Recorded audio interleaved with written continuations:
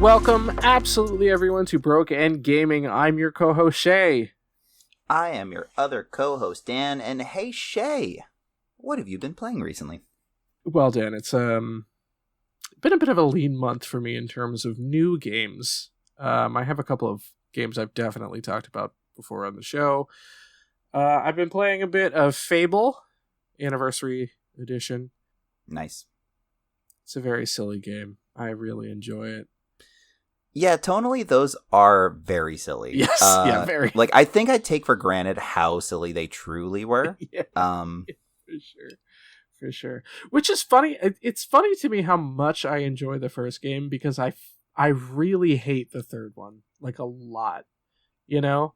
I hated the second one, so I totally understand. I kind of don't think I ever played the second one, to be honest with you. That might be true. Yeah. So I think we've discussed this before, but yeah. like the second one is the one where at the end there's just no boss fight. Like it's a one strike, and if you hesitate, one of your like party members kills the main boss, and it's just even more anticlimactic. Yeah, and people fucking lost their minds over it. Yeah, I mean that makes sense. I kind of think that I do not dig I'm like a middle management gamer. You know, I don't need a kingdom builder unless it's like that's all it is, you know. That's too many things for me to focus on. Like, give me a sword and I'll go do whatever you want any day of the week, but like you want me to set trade routes, like I can't be bothered, you know. Yeah, property management on top of an adventure game that is very tedious. Yeah, well, and like those are very different paces for genres, you know. So like putting them together doesn't make a whole lot of sense to me. And like even the Pathfinder game that I talked about for a while, Wrath of the Righteous, like a lot, like the first, I would assume a third of that game is like all turn-based adventure shit, right? Yeah. And then as soon as you hit a certain point, it's like, and now you also have to manage these armies that you have no ties to after you've spent like 10 hours building up the like 8 party members that you have, and you're like, me specifically, I guess, just do not care about that. Like, I just want to control my party and go fuck shit up wherever you need me to go. I can't be bothered to send people marching especially when there's like a time system in a game, and it's like I think it's only been done well once. Yeah. And I think that's the Assassin's Creed games. Like, once you get into, like, the Brotherhood type thing, where, like, you can recruit and send a bunch of dudes out, you can kind of just, like, do a set it and forget it thing. Yeah. Because, like, so many of the missions take a while anyway, especially if you are very meticulous. Mm-hmm. And in the hypothetical that you were, like, if you fuck something up, and you're like, I shouldn't have killed that guy, or I got caught doing this, so I'm just gonna, like, resync. Yeah. That time still keeps counting. Like, it's not like it resets the counter when you do that. So, like, for me, who, like, wants to get those type of, like, stealth missions, like, exactly right, I could go one mission and then go back and most of my times are up for whatever missions I've sent people out on. Right. No, like, I mean, that's fine. Where like the that's Dragon exactly Age, where it should be. The Dragon Age Inquisition mechanic, right? Where you're like, here's 3 people, you use their skills in these places, and while you're going to do other things, they're completing the mission that you sent them on. That's fine. That's great. I'm good with that. What I don't like is having to like manage 8 armies in like a sweeping campaign. Like, I just want to be the hero party. That's all I want to do. You know what I mean? Yeah. And like, once you make it bigger than that, I am exponentially less interested in I guess those are contradicting terms, but I don't like it. Okay, so like Metal Gear Solid 5 did it well because it was the same sort of setup of like, you can send X amount of dudes on a mission. Here's your success rate, whatever. Yeah. But like, I played this game. I might be no. One game that I know that I got frustrated with was the second Shadow of Mordor. Oh games. Yeah, sure, yeah. Shadow of War, I want to say it's called. I think that's right. Where like you could possess the orcs and goblins and shit, and like that had a really tedious management structure, if I recall. I might be wrong. I might have just not liked that game for other reasons. But there was a game called Overlord that I think had a similar problem. Do you ever play Overlord? I believe I have. Not much, but it does sound familiar to me. It was like evil Pikmin, basically. Like you had different types of like horde creatures that were all elemental, and like you decided how many of each you were going to take into a mission. Like very much like Pikmin, but like you were an evil dude at the top. Yeah, that one I think I was really frustrated by. I don't know. There's this tendency, and it's not necessarily false lengthening so much as it is like let's give them everything. Let's let them try a little bit of everything out, and sometimes it just backfires. Yeah, I'm not fond of that particular genre blending. You know, like kingdom builders with an action RPG. Fable 3 was particularly egregious just because of how complicated that system was. Oh my god, yeah.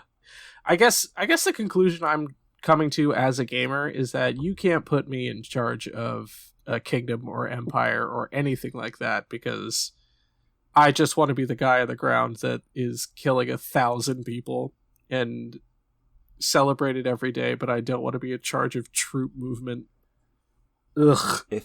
If this podcast ever had merch, like Proletariat for Life as a t-shirt would be so dope. Cut it. I've also been playing the Outer Worlds 2 a little bit. I'm really struggling to connect with that game the way that I did with the first one. Look, the anti-capitalist corporate takeover charm of the first one, which was really the only opinion the first one had. Like, that was the end-all be-all of what that story was. Yeah. It was charming and cute and entertaining in the first one. In the second one, they've, like, leaned too hard into it. Really? But, like... How do you lean harder? Well, so like... that's the thing, like, they haven't, but it feels like piling on now. Okay. And where the first one was funny and like, oh, you know, fuck Maz, I forget what her, Auntie Cleo. Fuck Auntie Cleo or whatever, like Spacer's Choice for Life. Like the second one, it just feels like, yeah, no, I get it. Yeah.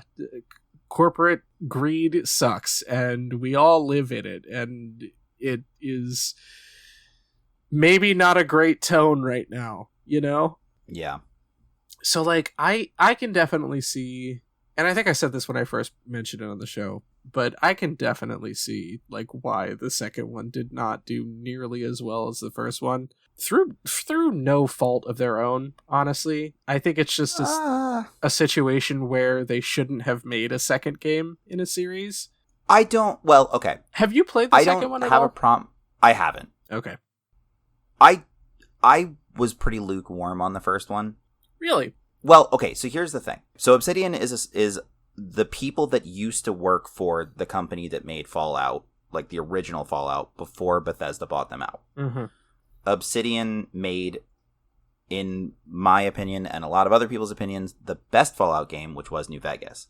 So, like, I went into it with extremely high hopes that, like, tonally, it would be that, but space. And I'm not like a huge space guy. I've certainly mentioned that before. Like that type of sci-fi is just not my flavor of thing. But I wanted to like it more than I did, and I thought most of the characters were pretty flat. The side quests attached to characters were pretty flat, and the main thrust of the story being that one-note anti-capitalist thing, which, like, I am for sure of that opinion as well. But you're still a corporate company working for corporate companies. Like, you're actively feeding into this machine. Like, I get what you think your message is, but, like, you're still selling DLC. You're still doing, like, ultimate editions and remasters. Like, you're feeding into the capitalist machine. If it helps, they have not done a remaster on this one yet. Not yet. They did make 2 really, really good pieces of DLC, but they haven't done a remaster. Yeah, and also the second one, I think, killed the franchise. So we don't have to worry about that. I do not think we'll see a third one. No. They have said as much. There will be no Outer Worlds 3. But I'm saying, I think it did so poorly that, like, they're not even going to remake the first one in 5 years or whatever. I mean, I'm kind of over that whole thing fine. too. But yeah. But the other thing was, like, I remember hating the dialogue options. Like, I felt like it was either so snarky to the point where, like, your player character was just obnoxious, or just full wet blanket, like, oh, I guess that's what we'll do. Like, it just, there felt like very little middle ground on how you were forced to play the player character. Sure. Yeah. I don't know. The tone was all off, and I just wanted Space New Vegas. Like, that was my ideal version, and I just don't think we got it. Like, there wasn't a single companion character that was anywhere near as interesting as a good half of the cast of New Vegas. Like, not in personality, not in intrigue, not in backstory, nothing. Like, well, I'll have to. The one that Ashley Birch played, I think, was like okay. Which one did Ashley Birch play? Oh, Parvati. Yeah, she was. Yes. I mean, Parvati was like the. It's the only person with a story that, like, actually, like, I mean, appealed. Like, and part of it is because I like Ashley Birch, probably, but, like, I just thought, like, some of her dialogue was at least engaging, and, like, I don't know. I have a vague recollection of some of her side missions, and I'm like, okay, you're worth at least chilling with for a little while. Yeah, she was fun. You like set up a date with her and yes. Like a smuggler. Yes. Dude, let me tell you how long I put off that mission, because there's like a personality threshold that you have to hit to get some of the dialogue options, and I'm like, I know if I answer anything else, I'm not gonna make this happen, so we're not doing it right now. Fair. Yeah, no, Parvati was a really good companion. It was a little annoying how, like, naive she was. They did that like, and it's like the audience surrogate, you know, which, like, fine, but, like, I don't know. I just, like, throughout the entire game, I was like, is this the first person you've met ever? And the answer is big no. Fish out of water energy. Yeah. She was great. I don't think I realized that was Ashley Birch, but the other one that I really liked was Vicar Max. I really enjoy a religious person lying about believing the things that they believe. You know what? Line. Yeah, I'll agree with that. You know? And just, like, throughout the game, like, he's, like, very staunchly, like, preaching this gospel or whatever, and then, like, every once in a while he'll be like, yeah, we gotta fucking kill this dude because I just like the sight of blood. It's like, okay, buddy. Sure. I will say one thing I hated about the Outer Worlds, and it carries through to the second game, the robot characters, not interesting, and I need an interesting robot character. Yeah. They leaned very heavily into, like, it is just an AI in a shell, you know? Like, here's the thing. There's no grasping at sentience for any of the robots in this series. No, dude. And, like, I feel like Eddie, rather, from New Vegas was a more compelling character, and they never fucking spoke. Like, you'd get the transmission dialogues, which made them more interesting, because it's like, oh, I want to know how this little iBot got here and what their whole deal is. That was more compelling than any robotic character in Outer Worlds that I can recall. Yeah. No, the robot characters in Outer Worlds were all advertisements for the companies that made them. It was super annoying. The ship AI had, like, a little bit of personality. Like, every once in a while, she'd be like, I know that you're not the real captain, but because you put the card in, I'll listen to what you say. But beyond that, there was, like, nothing interesting about any of the robot characters. And in a sci-fi game, I love a robot character just desperately realizing, like emotional depth, you know? Yeah, for sure. But yeah, that's Outer Worlds 2, and I'll probably never mention that game again. Okay. On the show, because I think we've talked about that and the first one as much as they deserve. Roll cover. I would say, yeah, I know. In 4 years, when it's 1989. The game that I have spent the most time with is a game called A Plague Tale: Innocence. Which is also getting another game this year. I have not played any of these games. I know about them. I feel like... Okay, let me give you what my impression of those games are, and then you can tell me if I'm right. Mm-hmm. My whole thing, the way that I've viewed like the trailers and stuff, is that it's just a depression simulator with some mechanics. Am I... Yeah? Mm-hmm. Is it the... Yeah. Okay, great. Wonderful. Take it away, Shea. Yeah, do you want to watch your family all die while you helplessly be 14 years old? This is the game for you. So A Plague Tale: Innocence is the first game in what is becoming a series. They put out another game, I think, like 2 years after this one, called A Plague Tale: Requiem. There's another one coming out this year. I'm trying to find the name of it right now in the massive Wikipedia article that I have open. The one coming out this year is called Resonance: A Plague Tale Legacy. I have to double check. I thought that this is it a was direct sequel? It's a prequel to the first game. That's not what the word legacy means. That's weird. Well, legacy in the sense that the legacy of this game is the Plague Tales. It's French, you know. Sure. I feel like they also made a VR game, and I thought that was this, but I do not believe that's the case. But anyway, Resonance: A Plague Tale Legacy is coming out this year. It is a prequel to these games, but Innocence is a third-person stealth game where you have to, after the murder of your family at the hands of the French Inquisition, have to take your little brother who has some kind of power over, much like Corvo in Dishonored. Yeah. Your little brother has some kind of power over plague rats, and I haven't gotten to those yet, but he's like a companion character. Like, basically you send him through small spaces to open doors for you, but like it is primarily a stealth game, which I didn't realize when I bought the game, because I don't think I would have gotten it if I had realized it was like 100% stealth. But here we are, and I'm actually having a lot of fun with it. It's very crisp and like emotionally engaging, which I was surprised by, because usually I hate children in video games because they're like caricatures of people.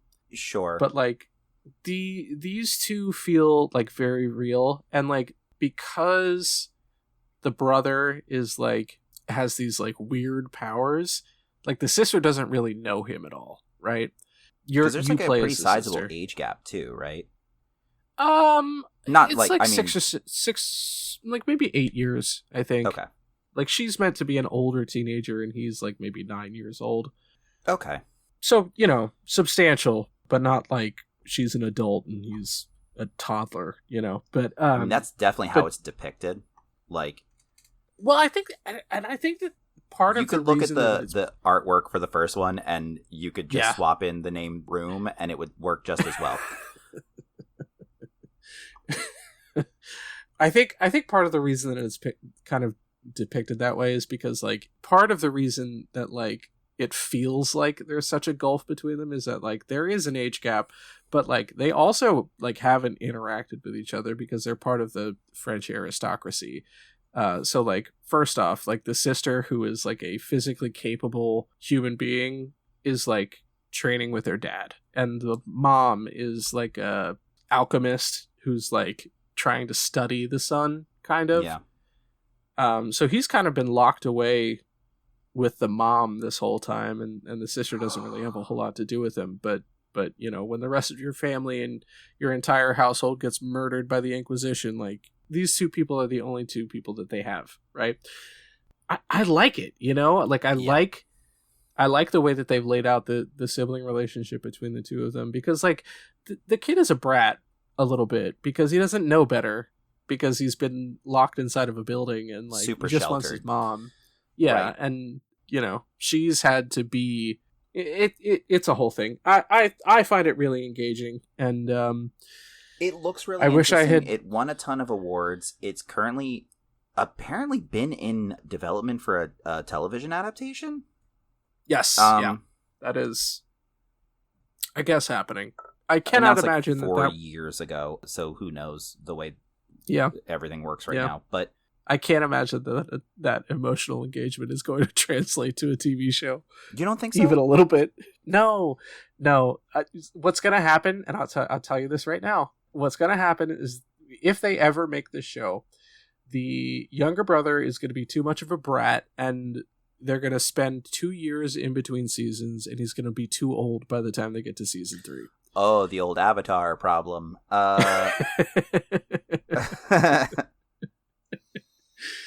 Like, dude, real quick side note. And by the time, like, Kit and I watched the trailer for the second Avatar season on Netflix, like the live action, and we were like, "Oh, that's a man now. Like he's graduated high school. Like his voice is fully dropped. What's happening? Yeah, right.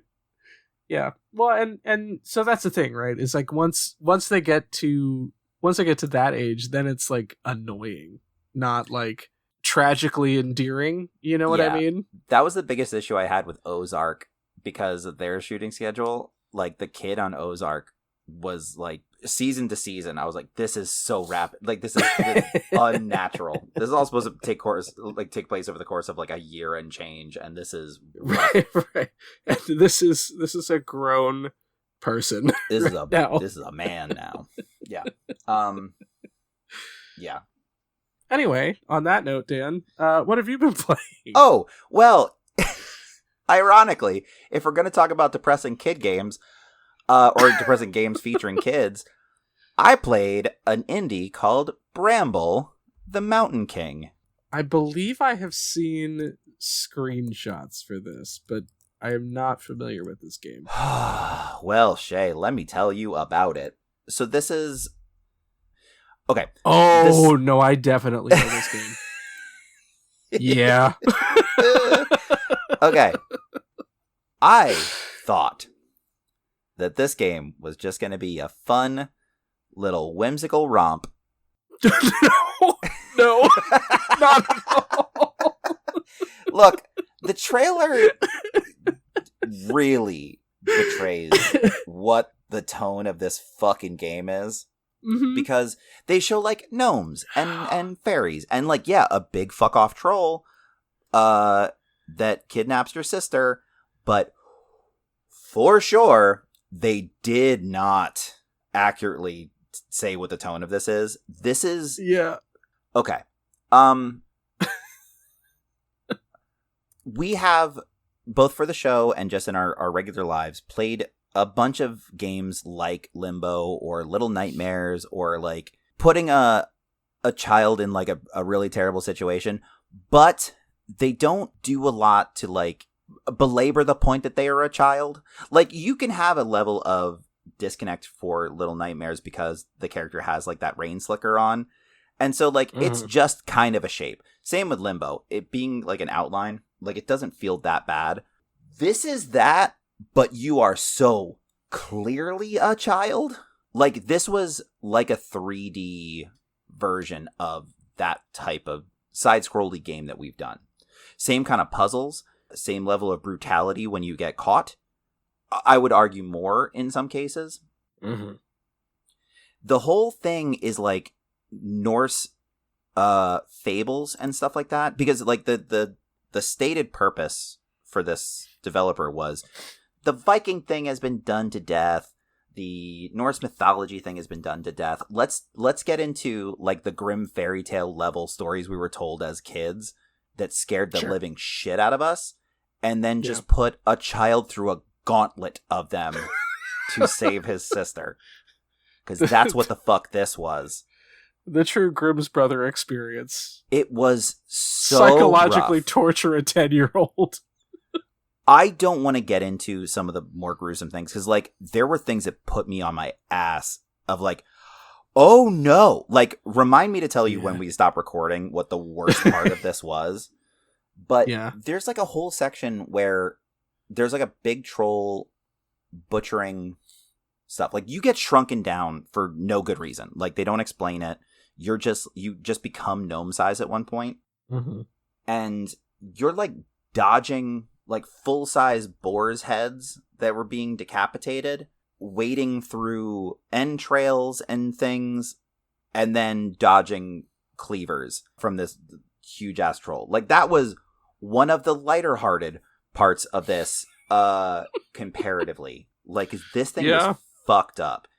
So Kit and I played this whole thing in 2 sessions. Hey, I don't... Sorry, just real quick. I don't know if you know anything about fairies in Scandinavian folklore. I do, they are not good people. Shockingly, that's the one thing they didn't get into. Like, at one point in the background, there's a fairy circle, and I went, oh, fuck, I know what that means. And then it just never gets referenced again. Sure. I mean, thankfully, I guess. But, like, at one point you come up on, like, a little birdhouse, and a fairy pops out, and I'm like, fuck, that's foreshadowing. Because it just, like, hisses at me and then goes back in the birdhouse.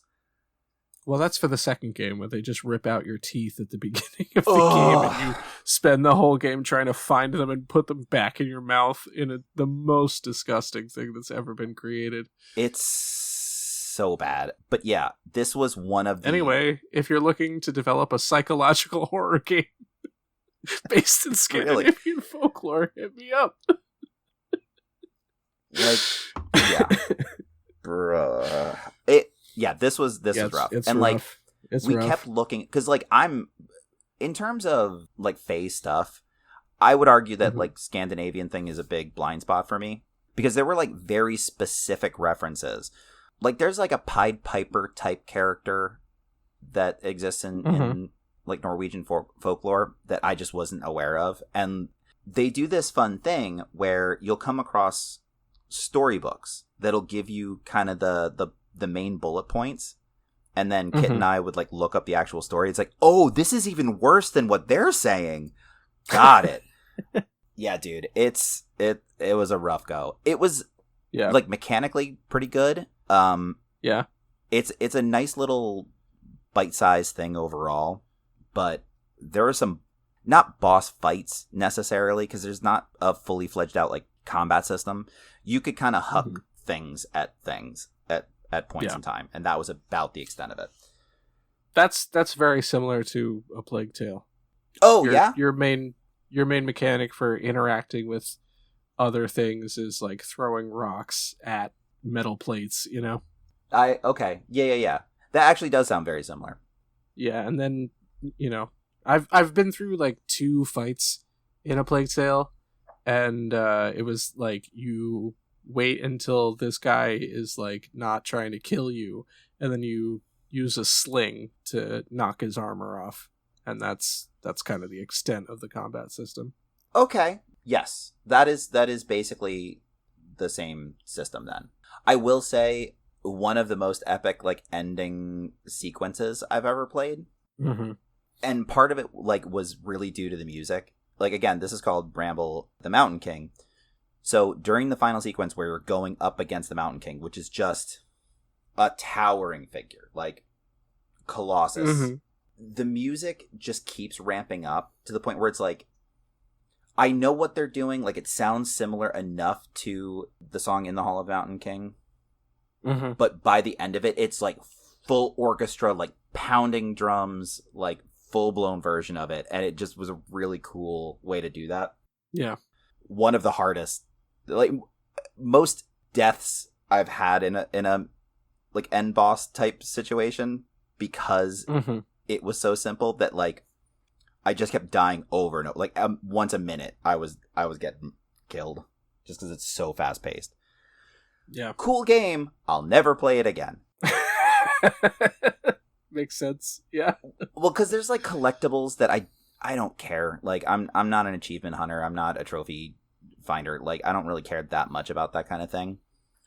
But there are like little wooden figurines of each one of the absolute fucking nightmares that I'm dealing with. Yeah. And I'm just not going to go back for them ever, ever, ever. Sure. So there was that. Play at your own peril. Okay, so the game that I'm currently playing, because I'll save the one that I teased last episode for last. I'm currently playing Final Fantasy XVI, and I avoided it for a little while. Sure, yeah. Did you play 16? I have not. No. Okay. First and foremost, did that come out? Did that come out for PS4 or was that PS5 only? Ooh, good question. Don't know. Tell us about it and I'll look it up. Sure. So, first and foremost, Kit was like, there are fucking 16 of these? And I'm like, oh, there are 16 in the main line. Hold on. There are way more than that. There are 3 13s alone. Holy hell. So, yeah. Oh, it is PS5 exclusive. Okay. And Xbox Series X and S. Yes, I'm sorry. When I say PS5 exclusive, I mean for this the PlayStation current gen, family of systems. Yes. Yeah. Okay. So I don't know if I like it yet. You and I, both big JRPG fans. Mm-hmm. And like Final Fantasy is arguably, outside of maybe Dragon Quest, like the name in JRPGs. Yeah. And I think in this current era of gaming, we're leaning so hard into the action RPG thing that it may have killed what Final Fantasy was for me. So this was the first mainline, like standalone, not online experience that the online team made. And it shows. Sure. Like, this plays a lot like what an MMORPG sometimes plays like, and I don't mean that in a positive way. How could you? What do you, like, in your opinion, having played several installments in Final Fantasy, I'm sure, what do you think are like the hallmarks of the series? Like the things that like every Final Fantasy kind of has to have? Sure. I think maybe not well developed, but clearly thought about interpersonal relationships between the main characters. I think chocobos play a big part in the Final Fantasy games, and really crisp, meaningful combat. Okay. I will say that the interpersonal thing, I think they're trying to do and maybe not succeeding that well. Chocobos are all but negligible at the moment. And the combat system, so did you play the 7 remake? Yes. Okay. Yeah. It plays more like that, except that you don't get to control other party members in addition to. Like, you are solely focused on your main character. Well, yeah, they really poured the angst into him. Like, he's got face tattoos and everything, I think. Oh, so, okay. So, let me dig into that just slightly. So, Clive does have a brand on his face. Oh, Clive! Ooh, yes! Uh-huh. So, without going into too much detail, Clive was a member of the aristocracy. I'm sensing a theme in our episodes of like just parallels in the games that we've been playing. Yeah. Yeah. Yeah. Really, we really want to hurt a certain class of people. Again, proletariat for life. For our 100th episode, we should just have merch. Okay. Clive is a member of the aristocracy. They have like a bunch of nation states that are all in a very Avatar sort of way. Like, I'm part of the Fire Kingdom. Not in the way that, you know, they're depicted, but like, we are bound to the Phoenix. Like, the summon that has been in a bunch of Final Fantasies, the Phoenix is kind of like our thing. My little brother is the... they have a specific term for it. It doesn't actually matter, but like, kind of the conduit for the Phoenix. Other places have like Shiva as their thing, and they have a conduit for Shiva or Titan or whatever. And did you ever watch Attack on Titan? Very briefly. Okay. You know how Aaron's whole thing is that like he can become a Titan and kind of doesn't realize it at first, and like spoilers. For real? No. Okay. I mean, that might be true, but also I feel like they give that away in like the 3rd episode. It's pretty early on. That's kind of Clive's deal. Okay. Like, Clive's mother hates him because the Phoenix rejected him as the conduit, and the little brother was the one that became the conduit. Like, it's a bloodline thing, sort of, but like ill-explained at the moment. I'm maybe like a third of the way through the game currently. Mm-hmm. But for some reason, I became a conduit for a secondary fire idol, which isn't supposed to be fucking a thing. Franchise staple Ifrit. Goddamn right. Like the one that does make the most sense. So yeah. So what ends up happening? Also, the conduits are called, I have to say this, the conduits are called dominants. Yes, thank you. You're the dominant. The summons Christ. are called icons, but if you look at the way that's spelled, it's dumb as hell. Yeah, EIKONS. Icons. Yep, because why would we just call them ICONS? Because it's fucking Final Fantasy, man. That's correct. So, what ends up happening is I get into these fucking kaiju battles because I will just become Bahamut. Not Bahamut. Ifrit. Ifrit. I'm sure I'm going to have to fight Bahamut at some point. I've already seen him. They've teased him.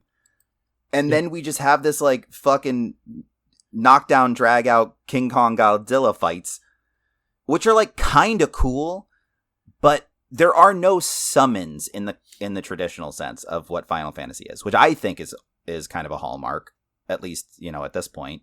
But I've like absorbed the powers of a different icon that I can currently use. Like I now have both fire and wind powers, and I can like swap them in real time in battle and stuff.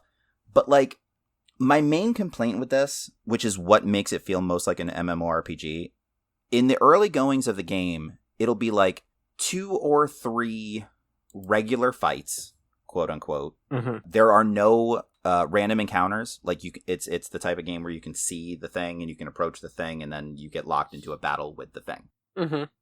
But it'll be 2 or 3 regular fights like that, and then a boss fight.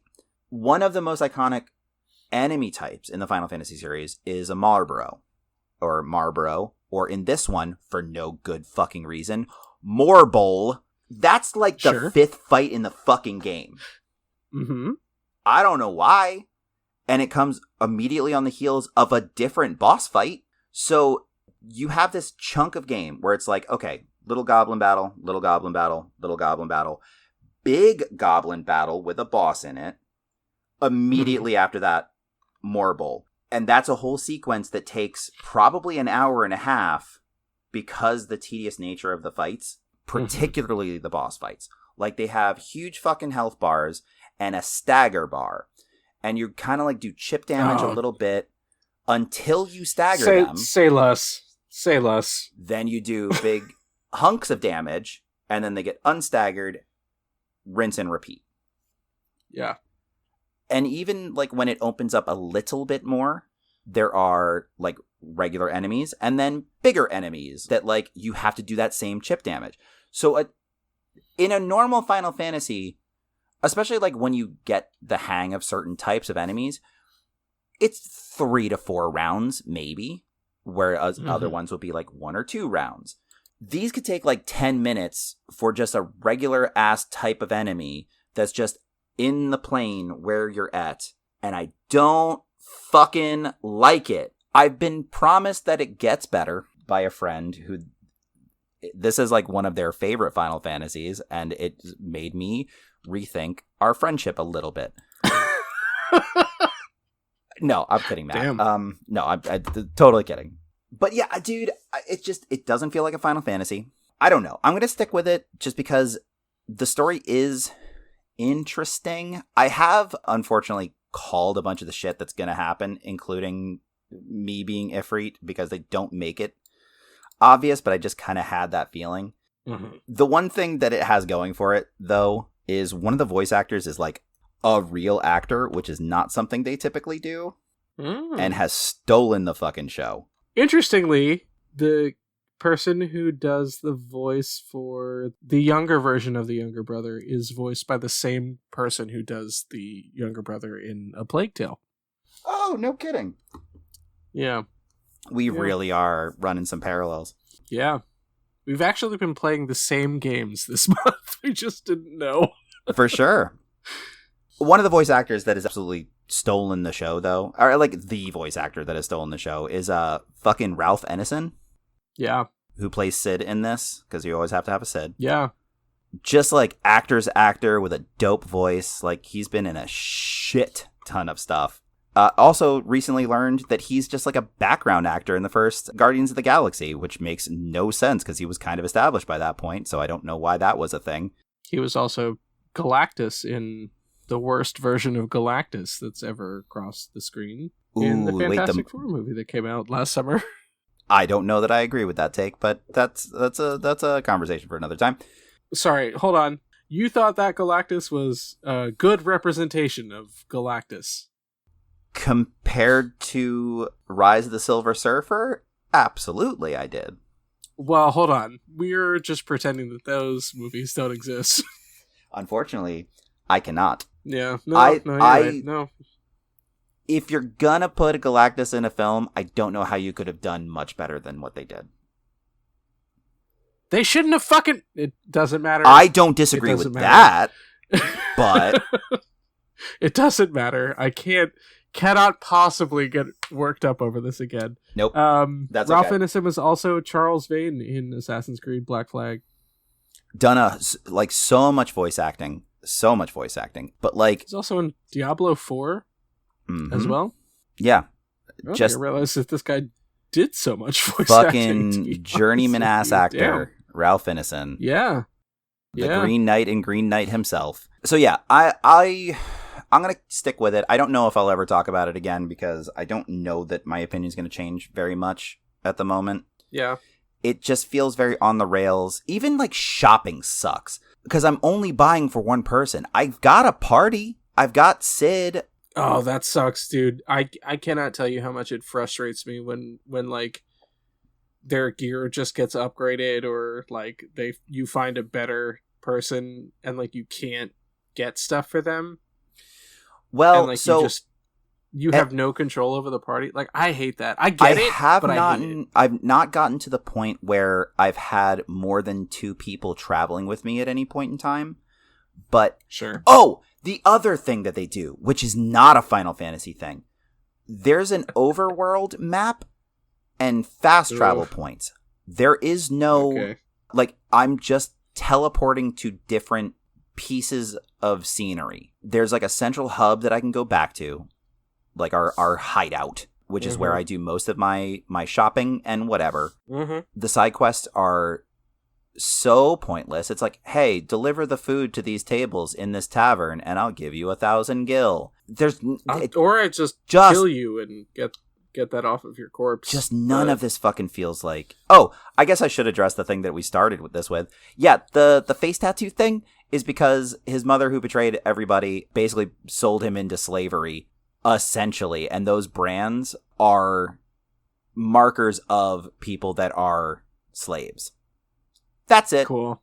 There's a lot of people with them. Cool. And so you're like... half the people you talk to just treat you like subhuman trash, which is also very upsetting, and I don't care for it.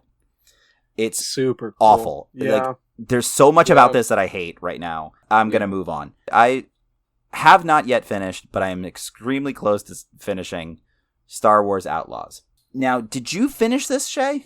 No, I had to clear space for NBA 2K. Yeah, right.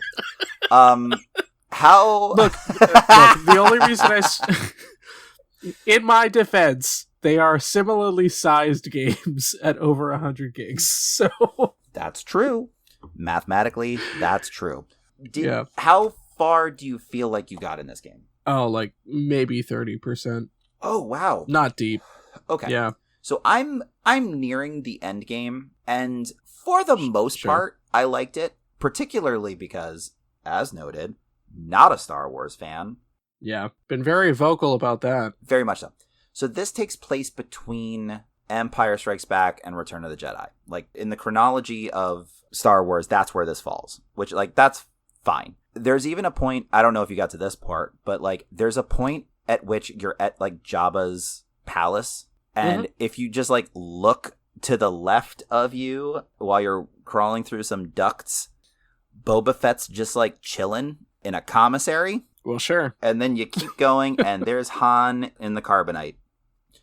You can't interact with either of them. They're just set dressing, which I think is very funny. I'm really glad that you pulled carbonite and I didn't have to cut in, because I knew what you were talking about immediately, and I was like, don't make me say this. Nope, I got it. I got there. I did it.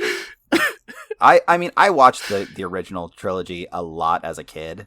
And I think episode 1, it's like, I think I'm good on all of this from now on forever.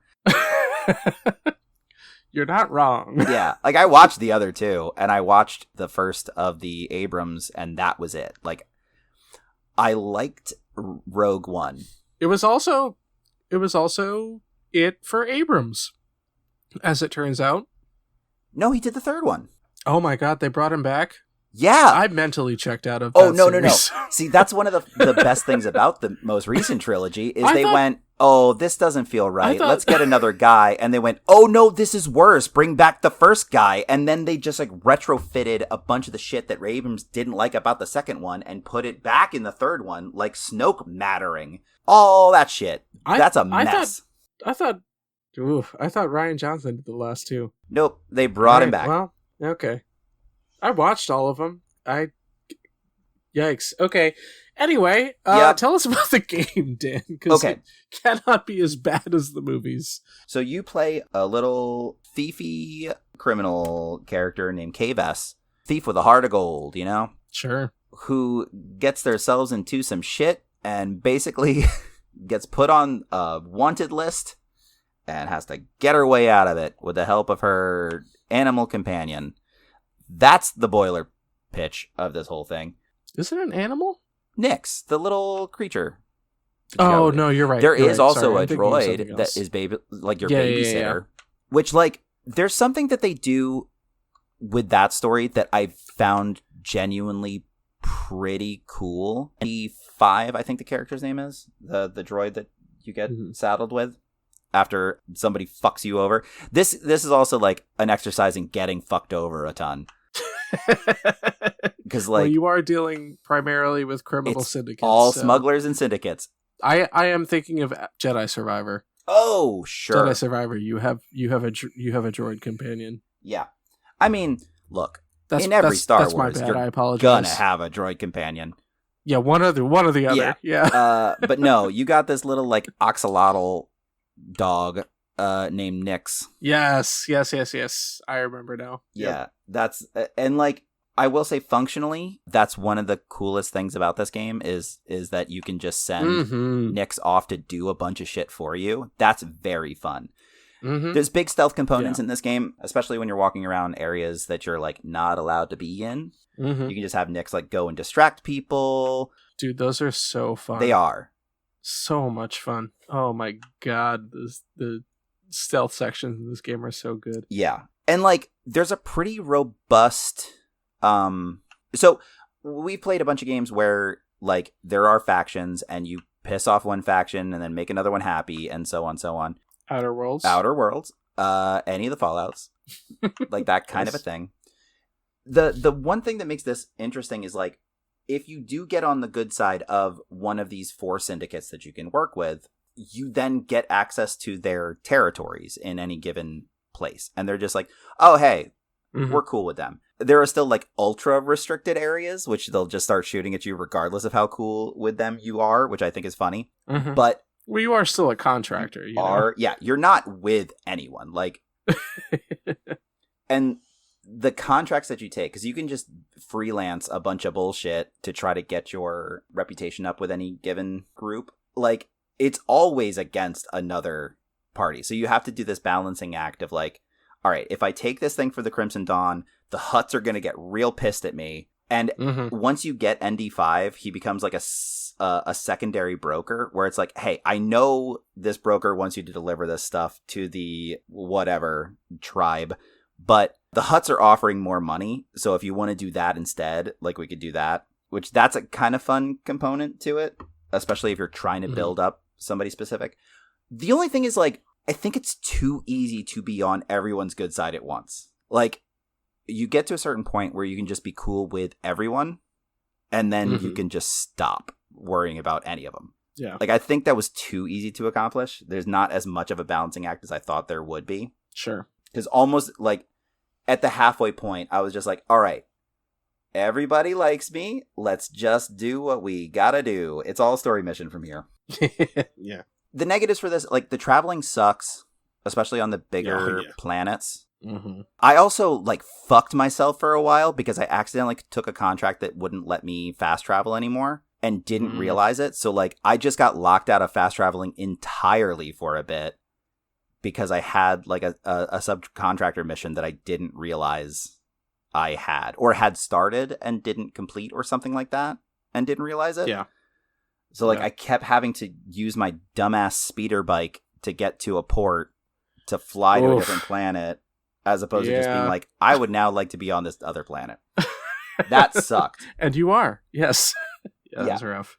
I mean, the stuff that's really fun about it doesn't last long enough, I don't think. Because you run out of missions where, like, the innovation is there. At a certain point, I had to keep going back to the same Imperial base 5 or 6 times for different subcontractor missions. And it's like, I was just fucking there, and it just resets everything. Like we couldn't fucking I don't like that. Coordinate my pickups here. Yeah. One-stop shop, god damn it. Like, if I'm gonna take out all these Imperial soldiers, I would rather just do it once. Because, like, they don't change anything about them when you go back. Yeah. That sucks. So I'm at the end game, basically. I don't want to spoil it for you, but, like, the guy... I will eventually play this game again. For sure. Like, the guy that you're working with pulls a bit of a fast one on you and, like, makes a decision that really? You would... I know! Again! Shocking! That's so crazy! Can I tell you the cool thing that they did with ND, though? Because I don't think you'll care that much. No, go for it.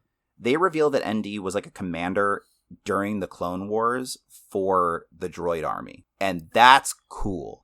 Because... Can I... What... Hold on. Let me look up a picture of ND. ND5? Is that what you said his name was? Okay. Not to be a that super type of droid is not in those movies. Yes, you're correct. No. That's not what I was getting at. Those are stealth droids. They're like they were introduced during the Clone Wars TV series. And they're not commander droids though, so it's interesting that that's the. He led a squadron. That makes sense. Yeah. Those are stealth droids though. They are like. Okay, so for me, not knowing anything about this, like the first time I came across like a classic like Phantom Menace style droid, I was like, oh, that's kind of cool, especially given the time period that this takes place in. Like on the one planet. The last planet that you gain access to, like you get to a jungle planet, you like intercept a mystery signal, and when you get there, it's an entire like troop of those like classic Clone Wars droids. Yeah, and the standard one battle droids. Yes. Yeah, your standard battle droid, and the one is like definitely fucked up, and is like, I'm still good. I'm good. I can complete my mission. This is. Several decades after whenever they were dispatched for said mission, and he is for sure unable to move. So you kind of like complete the mission for him, and they do this thing. It's a claptrap mission. Sure. Yeah, okay. Right. But so like you do the footwork for this thing to find the rest of the squad that he was with, and then like ND is like, I'm ND5, I'm the commander of this, give me your report, soldier. And this droid that continuously insists, I'm good. Like, I'm functional. And then goes, can I tell you something, Commander? I am not functional. And he just goes, go ahead, power down, soldier. And, like, the droid just shuts its shit down. It was so fucking weird.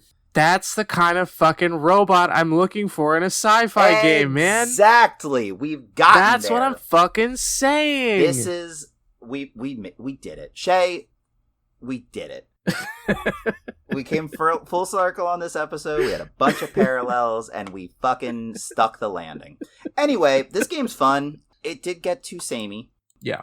I am struggling to have the motivation to finish it, just because, like, the last stretch twist that they threw me, I don't give a fuck about in the way that they thought I should give a fuck about.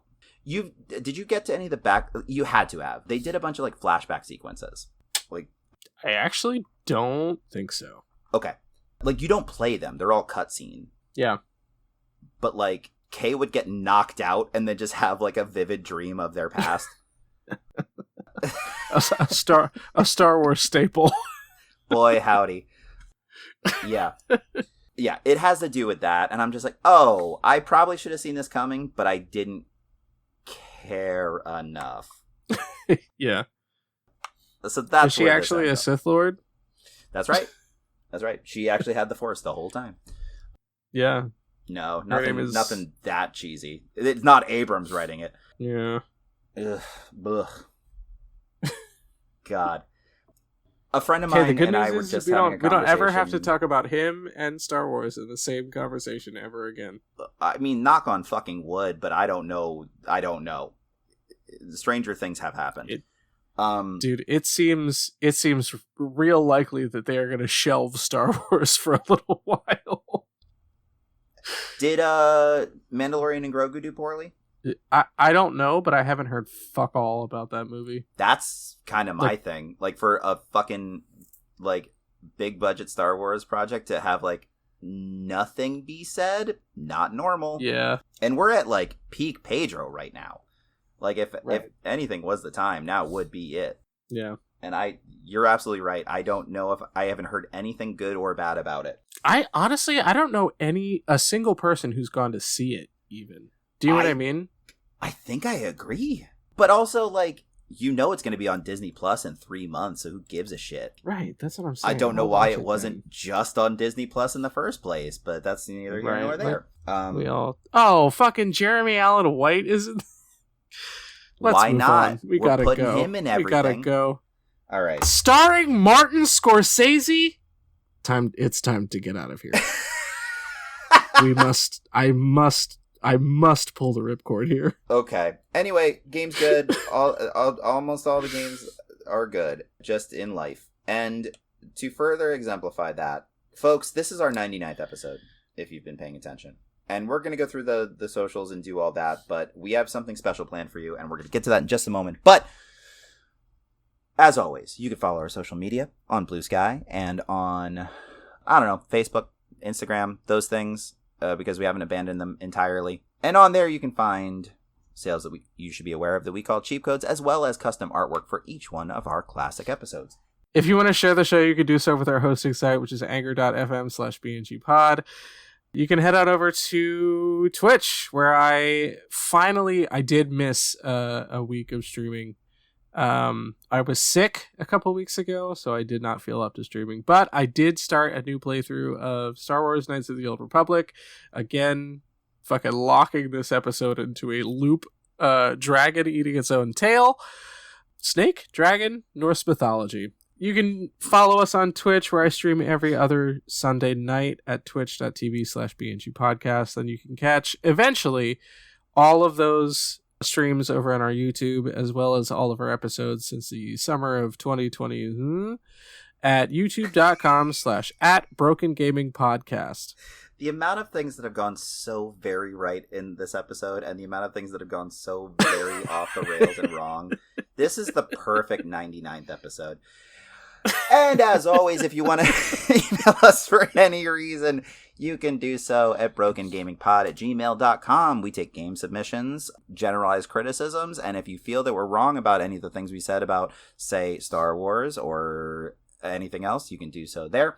Next episode. We actually don't take those there. You have to mail those by carrier pigeon. Yeah. Specifically. Care of Shea, P.O. Box. Timbuktu. That's right. I was going to go Acapulco for some reason this episode. I don't know why, but it was already in my brain.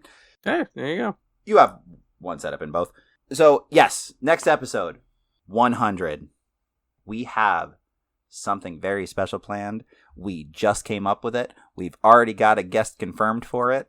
This is coming together so well, and we're finally doing it, folks.